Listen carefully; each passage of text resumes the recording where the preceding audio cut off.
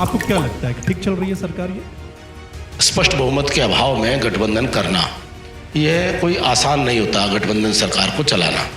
JJP वाले ठीक भूमिका निभा रहे हैं सरकार में? जिस प्रकार के स्वर सुनने को मिलते हैं कभी कभी विधायकों के, तो वो चुनौतियां गठबंधन सहयोगी के अपने परिवार में भी हैं, यानी कि उनके संगठन में भी हैं। ऐसी चर्चा अब हरियाणा को लेकर है कि बीजेपी अपनी सहयोगी पार्टी को खा जाएगी, उनके एमएलए तोड़ लेगी। कोई परिस्थितियां बनती हैं तो हमारे लिए देश और देश की जनता सर्वोपरि है, देश हित सर्वोपरि है, देश हित से कोई समझौता नहीं।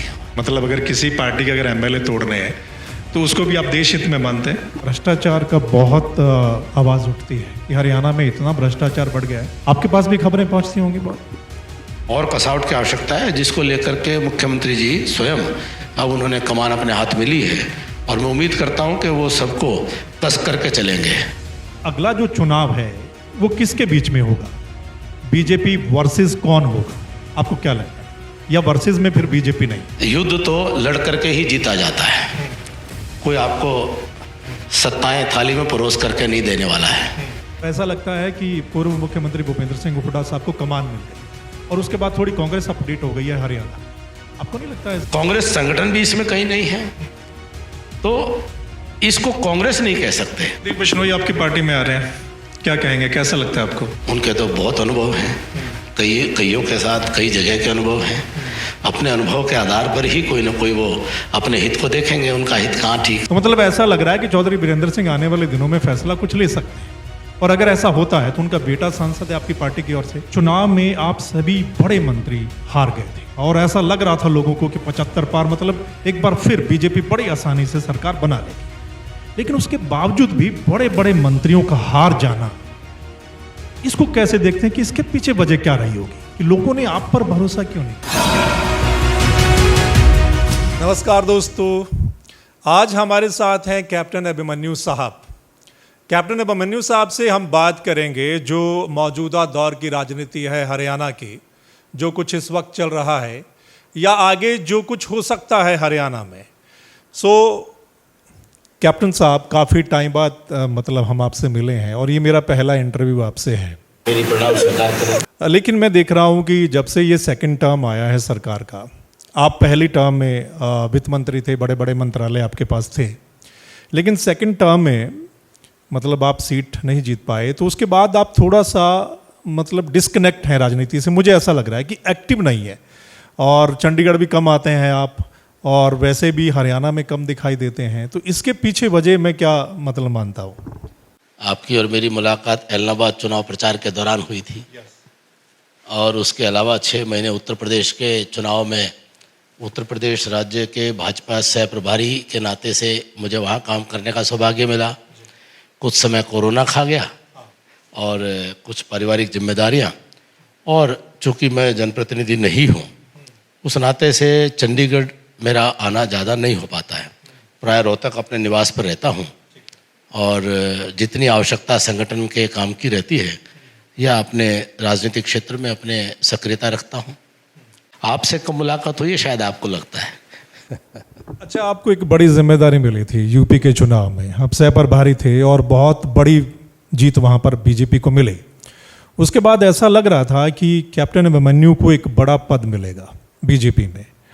उसके बाद राज्यसभा का चुनाव भी आया, लेकिन अभी तक वो हुआ नहीं है। इसके पीछे क्या है? मेरे पास तो सबसे बड़ा पद है, सबसे बड़ा पद कार्यकर्ता का होता है, और वो पद मुझसे कोई छीन नहीं सकता है। और मैं बड़ा संतुष्ट हूँ, बड़ा खुश हूँ। पिछले 25 वर्ष से मैं भारतीय जनता पार्टी के कार्यकर्ता के तौर पर काम कर रहा हूँ, और मेरे लिए कोई मापदंड नहीं है। समर्पित, अनुशासित, संगठन का कार्य करने वाला कार्यकर्ता देश और समाज को अपने सेवा करने के लिए, अपना योगदान देने के लिए संगठन एक माध्यम है, और ये जीवन और ये सारी योग्यताएं, क्षमताएं, ये सब उसके लिए साधन है। इससे अधिक मैं सोचता नहीं हूँ। संगठन मेरे उपयुक्त, मेरे योग्य कोई भी काम समझता है, हमेशा देता आया है। चलिए अब पॉलिटिक्स की बात कर लेते हैं सर। मौजूदा में गठबंधन की सरकार है हरियाणा में, बीजेपी और जेजेपी की सरकार है। पहली नज़र में अब 2.5 साल तकरीबन हो गए, 2.25 2.5 साल, आपको क्या लगता है कि ठीक चल रही है सरकार ये? देखिए, मनोहर लाल जी के नेतृत्व में जो वर्तमान परिस्थितियों में हमारे जो दूसरी सरकार का जो ये दूसरा कार्यकाल है, तो निश्चित तौर पर इसमें काफ़ी चुनौतियां रही हैं।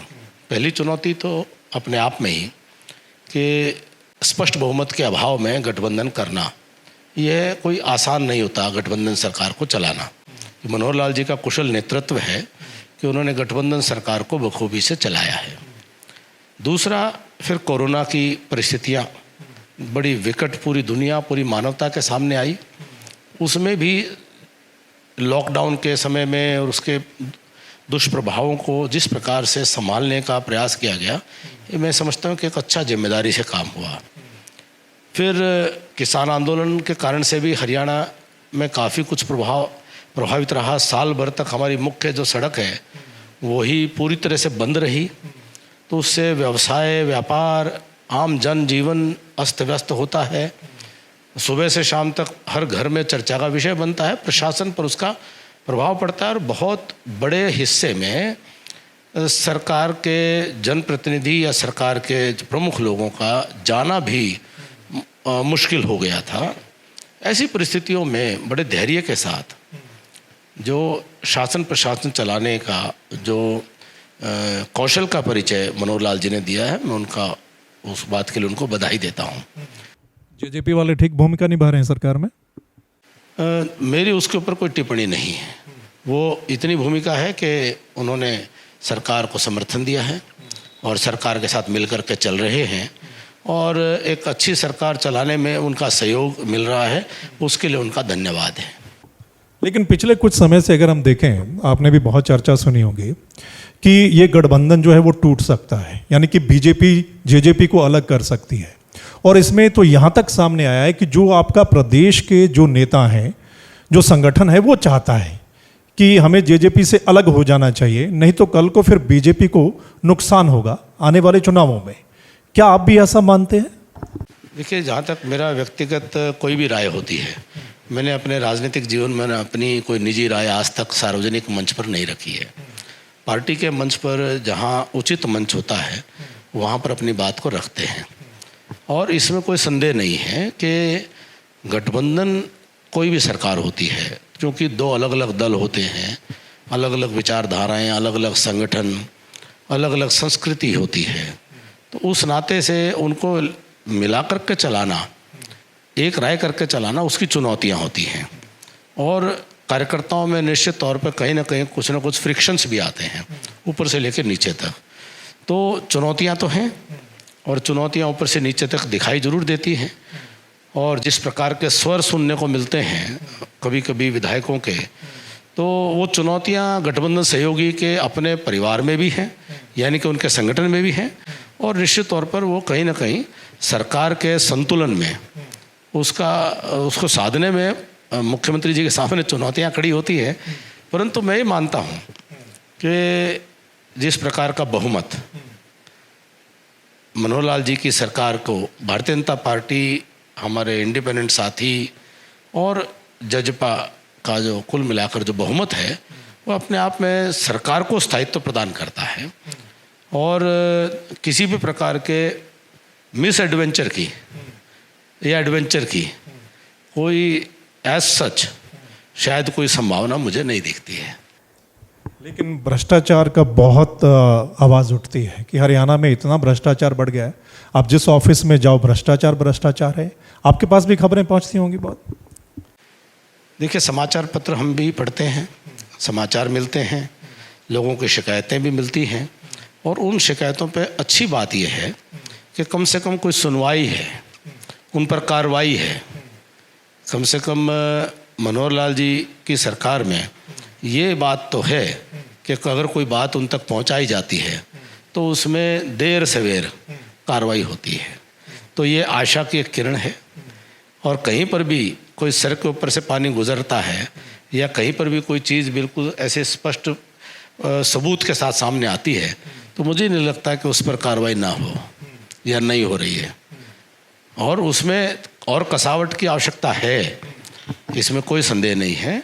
और कसावट की आवश्यकता है, जिसको लेकर के मुख्यमंत्री जी स्वयं अब उन्होंने कमान अपने हाथ में ली है और मैं उम्मीद करता हूं कि वो सबको कस करके चलेंगे। आपसे बातचीत होती रहती है मुख्यमंत्री साहब की, मतलब आपके साथ रिलेशन ठीक है? जी बहुत अच्छे हैं, हमारे वरिष्ठ हैं, हमारे सरकार के मुखिया हैं और हम जिस सरकार में उनके साथ हमने काम किया बहुत अच्छा हमारा अनुभव रहा है और मनोहर लाल जी अच्छी सरकार चला रहे हैं और वो अच्छी बातचीत होती है, आपने चिंता मत करिए। अब काउंटडाउन शुरू हो गया अगले इलेक्शन के लिए। 2024 की चर्चा चल रही है, पहले लोकसभा फिर विधानसभा आ जाएगा, लेकिन अभी आपको क्या लग रहा है कि अगला जो चुनाव है वो किसके बीच में होगा? बीजेपी वर्सेस कौन होगा, आपको क्या लगता है? या वर्सेस में फिर बीजेपी नहीं है?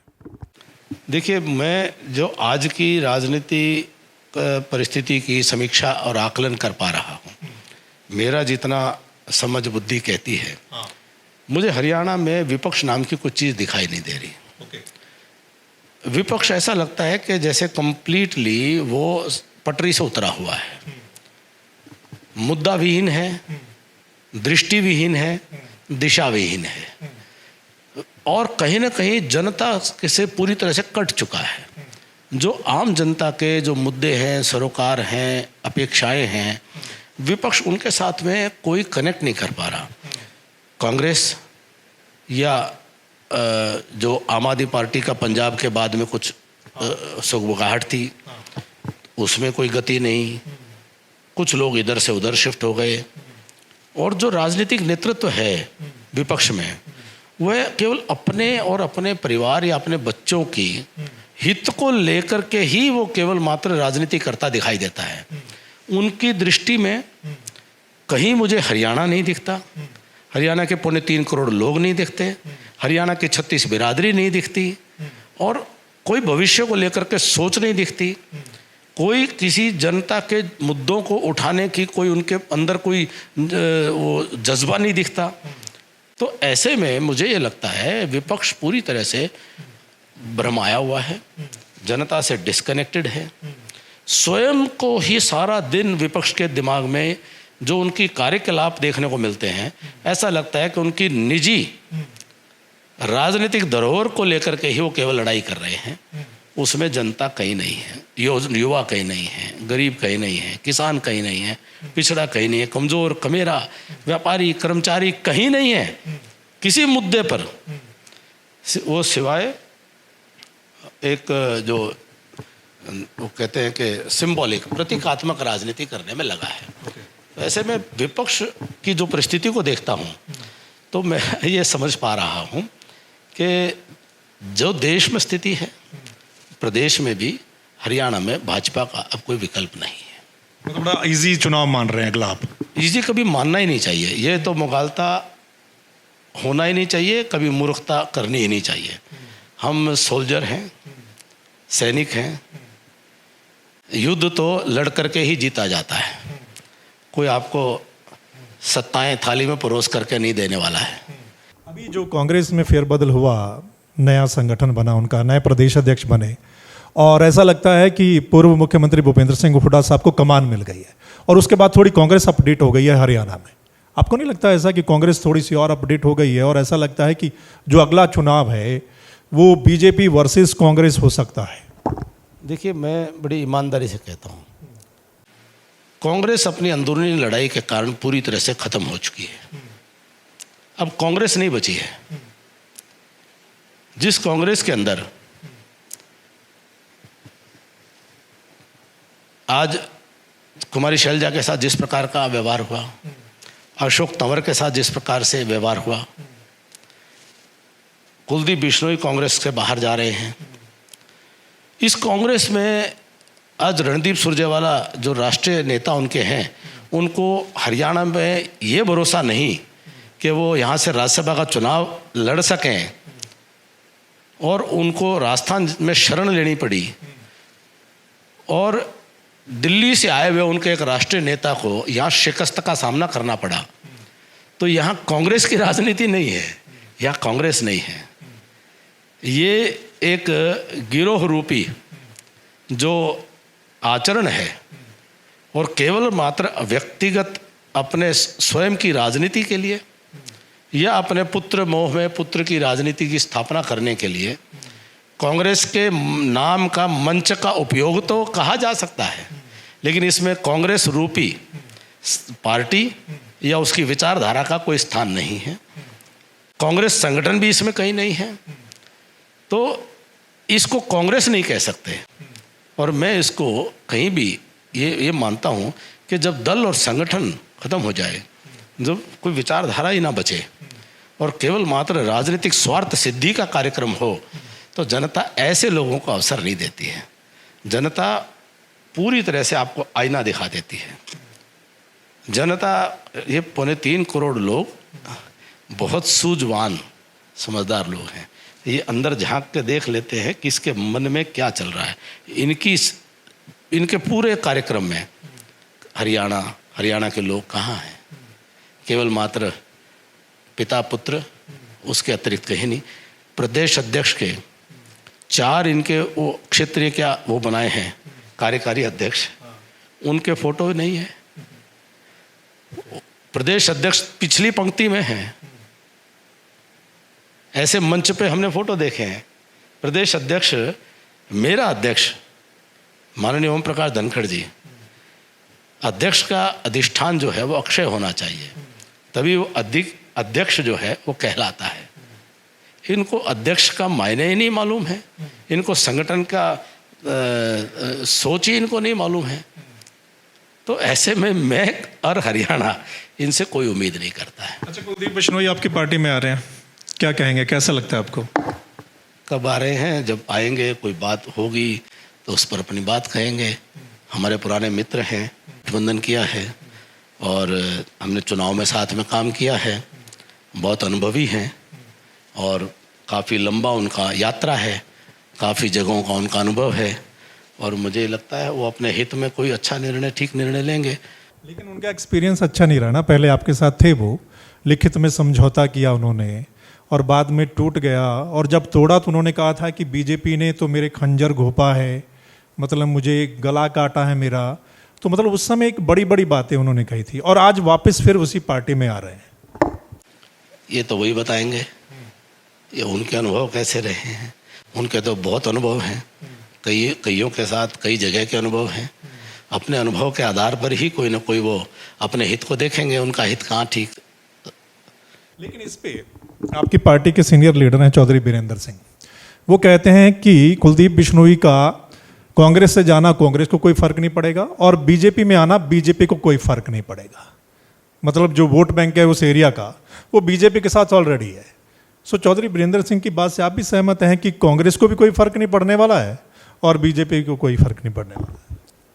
देखिए, मैं आधी बात से सहमत हूँ। कांग्रेस अपनी जिस गिरावट के दौर में स्थिति में है, उसमें एक थोड़ा सा भी कोई जाता है तो मैं समझता हूँ कि कांग्रेस को तो फर्क पड़ता है। भाजपा एक राष्ट्रव्यापी, एक बहुत बड़ा, एक दुनिया का सबसे बड़ा राजनीतिक संगठन है और समुंदर है। तो अब विस्तार है, विस्तार में बहुत लोग आए, बहुत लोग कुछ ऐसे भी हैं जो नहीं अपने आप को वहाँ पर विचारधारा के साथ में पूरी तरह से समर्पण अपना प्रस्तुत कर पाए। तो ये अनुभव और ये प्रयोग चलते रहेंगे। अच्छा, चौधरी बीरेंद्र सिंह की बातों से लगता है कि शायद अब वो चेंज करेंगे, मतलब वो बीजेपी उनको अच्छी नहीं लग रही। वो कांग्रेस की काफ़ी बात कर रहे थे कि अगर कांग्रेस कोशिश करे तो बहुत कुछ कर सकती है, अगर कांग्रेस पुराने नेताओं को जोड़ ले तो कांग्रेस का बहुत कुछ हो सकता है। तो मतलब ऐसा लग रहा है कि चौधरी बीरेंद्र सिंह आने वाले दिनों में फैसला कुछ ले सकते हैं, और अगर ऐसा होता है तो उनका बेटा सांसद है आपकी पार्टी की ओर से और आपका वो एरिया है पूरा हिसार का, तो फिर आप कैसे देखते हैं? अगर चौधरी बीरेंद्र सिंह निकल जाएंगे तो फिर आप कैसे देखते हैं? पहले तो वो मुझे नहीं लगता जिस प्रकार का आपका आकलन है, तो मैं उससे अपनी राय नहीं रखता हूँ। और चौधरी बीरेंद्र सिंह जी इतने बड़े नेता हैं कि उनके बारे में मेरा जैसा छोटा सा कार्यकर्ता को टिप्पणी करे शोभा भी नहीं देता है। और भाजपा एक, मैंने कहा कि बहुत आज विश्व की सबसे बड़ी राजनीतिक संगठन है और बहुत लोगों ने इसमें अपना खून पसीना करके इसको सींचा है, यहाँ तक पहुँचाया है। तो इस पर मेरी इससे अधिक कोई टिप्पणी नहीं कर सकता। अच्छा, एक सवाल बहुत बड़ा इम्पोर्टेंट है। पिछली बार आपकी बहुमत की सरकार थी, आप मंत्री थे, बड़े मंत्रालय आपके पास थे, आपकी सरकार की और कई बड़े बड़े रामविलास शर्मा जैसे, धनखड़ साहब जैसे मंत्री थे, लेकिन चुनाव में आप सभी बड़े मंत्री हार गए थे। हालांकि 75 पार का उस समय नारा चल रहा था और ऐसा लग रहा था लोगों को कि 75 पार मतलब एक बार फिर बीजेपी बड़ी आसानी से सरकार बना लेगी।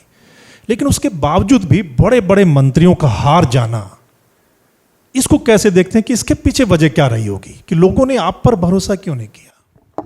देखिए, मैं मानता हूँ कि हर जगह की अपनी कारण रहे होंगे और ये चुनाव के बाद हमने इस बात पर समीक्षा भी की और कम से कम मैं अपनी जो चुनाव की समीक्षा है वो आपसे साझा कर सकता हूँ।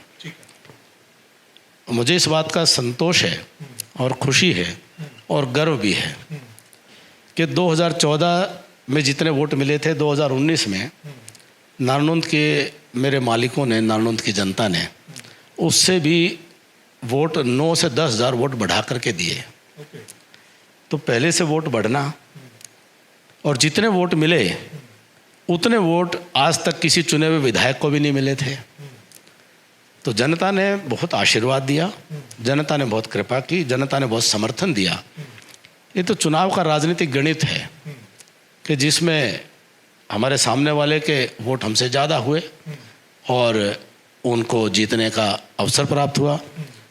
इसके अतिरिक्त दूसरा एक और गणित है, स्टैटिस्टिक है, आंकड़ा है कि 2019 के लोकसभा चुनाव के बाद जब विधानसभा चुनाव हुए 5 महीने में, मोदी जी के प्रधानमंत्री बनने के बाद जब हम हरियाणा का चुनाव लड़ रहे हैं, उसमें लगभग भाजपा के हमारे 27 लाख वोट का कमी आ गई, जो कि औसतन 90 सीटों पर 30,000 वोट प्रति सीट हो गए।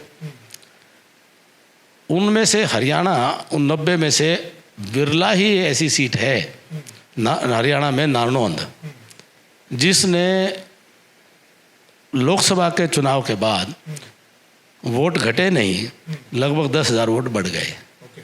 तो यानी कि नारनौंद की जनता ने नारनौंद में किए गए विकास कार्यों पर भारतीय जनता पार्टी का समर्थन पहले से बढ़ा करके दिया और किया। वही हमारे बगल में उचाना जैसी हॉट सीट, आदरणीय चौधरी वीरेंद्र सिंह जी केंद्रीय मंत्री, हमारे भाई ब्रजेंद्र सिंह जी सांसद, आदरणीय श्रीमती प्रेमलता जी ने बहुत मेहनत की, बड़ा काम किया, लेकिन वहाँ हमारी बड़ा मार्जिन रहा।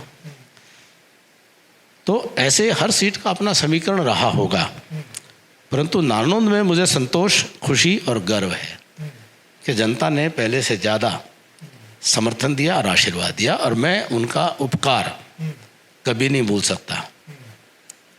ये जनता का जो प्यार है, ये मैं कभी भी इसको भुला नहीं सकता हूँ। आने वाले समय में आने की जो आपकी पॉलिटिक्स होगी, तो क्या आप केंद्र की राजनीति में जाना चाहेंगे, मतलब लोकसभा का चुनाव लड़ना चाहेंगे, या फिर स्टेट में इंटरेस्टेड हैं? आपकी स्टेट में ही जाना मुझे। मेरा इंटरेस्ट है, मेरी पार्टी संगठन जो मेरे लिए उचित समझे, पार्टी कार्यालय में मुझे झाड़ू सफाई करनी है या मुझे कोई बूथ पे काम करना है या मुझे कोई मंडल पे काम करना है, कहाँ काम करना है, जो संगठन का निर्देश हो, मैं उस पर ही अपनी खुशी, अपनी उसी में मेरा सुख है। आपकी इच्छा तो होगी ना कि मुझे सेंटर में जाना है या फिर यहाँ काम करना है? मेरी इच्छा है देश महान बने, मेरी इच्छा है हरियाणा और खुशहाल और समृद्ध हो। एक सवाल बड़ा इंपॉर्टेंट है और आजकल बड़ा चर्चा में है पूरे देश की राजनीति को देखते हुए कि महाराष्ट्र में क्या हुआ या कहीं और क्या हुआ, तो एक लोगों में चर्चा रहती है कि बीजेपी के साथ जो गठबंधन करता है, बीजेपी उसको खा जाती है, मतलब जो छोटी पार्टी होती है। तो कई सारे स्टेट में ऐसा एग्जाम्पल सामने भी आया, चाहे हम महाराष्ट्र की बात कर लें।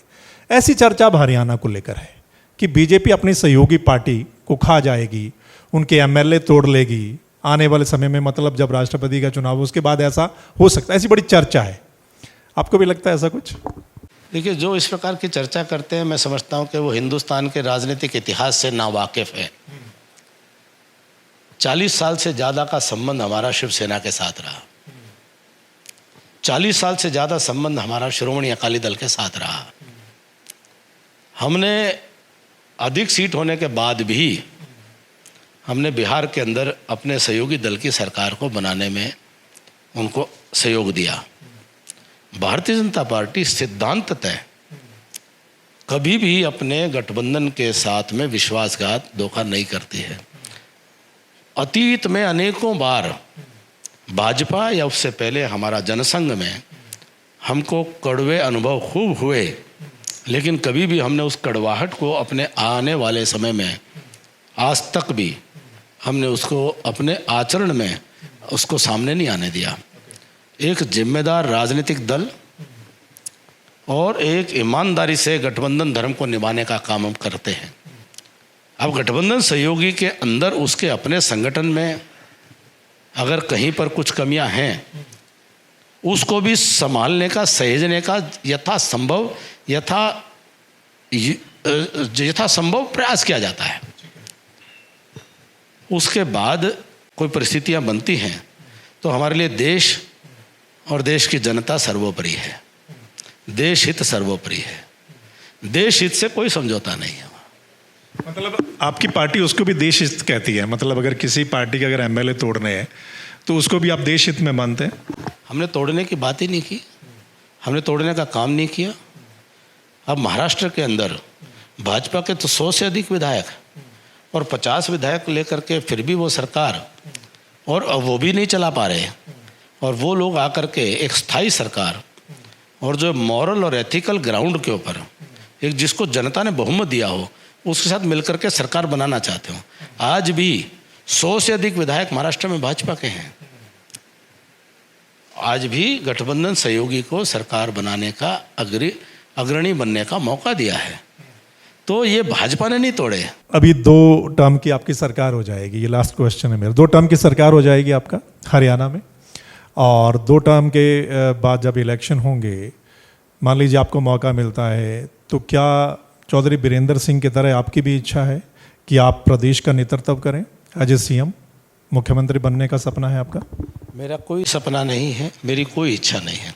मेरी इच्छा केवल मात्र है, और ईमानदारी से कहता हूँ, दिल पर हाथ रख के कहता हूँ, एक सैनिक के नाते, मेरा देश मजबूत हो, मेरा देश महान बने, मेरा प्रदेश खुशहाल और समृद्ध हो, मेरे प्रदेश के लोगों की बेहतरी हो, 36 बिरादरी में आपस में सामंजस्य, सद्भाव, सौहार्द के साथ में हंसता खिलता ये हरियाणा आगे बढ़े। उसमें मैं कहीं भी किसी भी भूमिका में भी नहीं हूँ, मैं साक्षी भूमिका में भी हूँ, तो मैं उसमें प्रसन्न हूँ। अपना गिलहरी योगदान इस विषय में जीवन भर ताउम्र जिंदगी के आखिरी सांस तक देश और समाज और अपने प्रदेश के लिए देता रहूँगा, बिना किसी निजी हित, निजी स्वार्थ के सपने या सोच के साथ। बहुत बहुत धन्यवाद कैप्टन साहब आपका। धन्यवाद सर मित्र जी, बहुत बहुत धन्यवाद। काफ़ी लंबे समय से कैप्टन साहब का इंटरव्यू जो था ना वो पेंडिंग था, और जैसा कैप्टन साहब बता रहे हैं, हम चुनाव में मिले थे, इलाहाबाद का जो उपचुनाव था, तो कैप्टन साहब ने कहा था कि हम स्पेशल एक इंटरव्यू करेंगे, तो वो आज हमें मौका मिला और आपने देख लिया, इंटरव्यू को सुन लिया। तमाम वो बड़ी बातें जो हैं हरियाणा से रिलेटेड हैं, मसले जो हैं, उन पर हमने बातचीत की है कैप्टन साहब से, और कैप्टन साहब ने भी जो जवाब दिए हैं। अब इस पर आपको क्या लगता है? हमारे जो सवाल थे और कैप्टन साहब के जो जवाब थे, इस पर आपको क्या लगता है? आपने अपनी राय देनी है, कमेंट करके इस वीडियो के नीचे आप अपनी राय दे दीजिएगा। वीडियो को शेयर कर देंगे तो तमाम लोग अपनी राय दे पाएंगे इस वीडियो पर।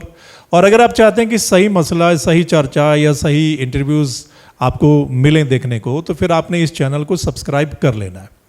फिर मिलेंगे अगले मसले के साथ, तब तक के लिए नमस्कार, आदाब, सत श्री अकाल, राम राम।